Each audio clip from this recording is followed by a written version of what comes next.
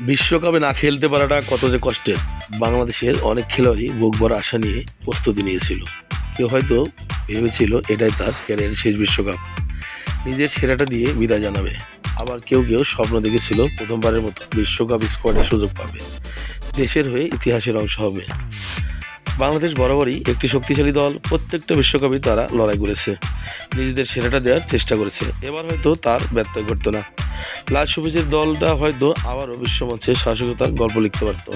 তা সত্ত্বেও বিশ্বকাপে না খেলতে পারাটা দলের জন্য এক অপরিণীয় ক্ষতি। কারণ বিশ্বকাপে শুধু একটি টুর্নামেন্ট নয়, এটা অভিজ্ঞতা, আত্মবিশ্বাস আর আন্তর্জাতিক মর্যাদার বড় মঞ্চ। বিশ্বকাপ শেষে আবার হয়তো শুরু করতে হবে প্রথম থেকে। আগের সেই অবস্থানে ফিরতে পারবে কিনা একমাত্র আল্লাহ তাআলাই ভালো জানেন। আর যারা খেলতে পারলো না, আগামীতে তাদের জন্য বিশ্বমঞ্চে যাওয়া আরও কঠিন হয়ে যেতে পারে।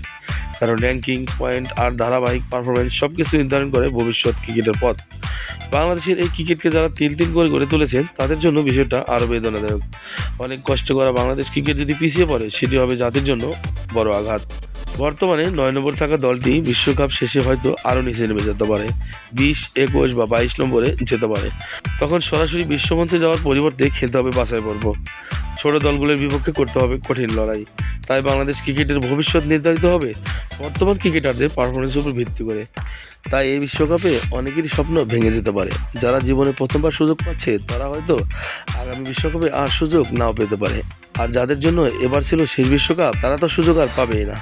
তো এই ক্ষেত্রে বাংলাদেশের অনেকের স্বপ্নই থেকে গেল। তাই তো বিশ্বকাপ ঘিরে বাংলাদেশি ক্রিকেটারদের জন্য এক কষ্ট এবং বেদনাদায়ক। এবারে বিশ্বকাপ না খেলাতে আপনার কেমন লেগেছে কমেন্টে জানাবেন। BD sports update. আল্লাহ হাফেজ, ভালো থাকবেন, সুস্থ থাকবেন।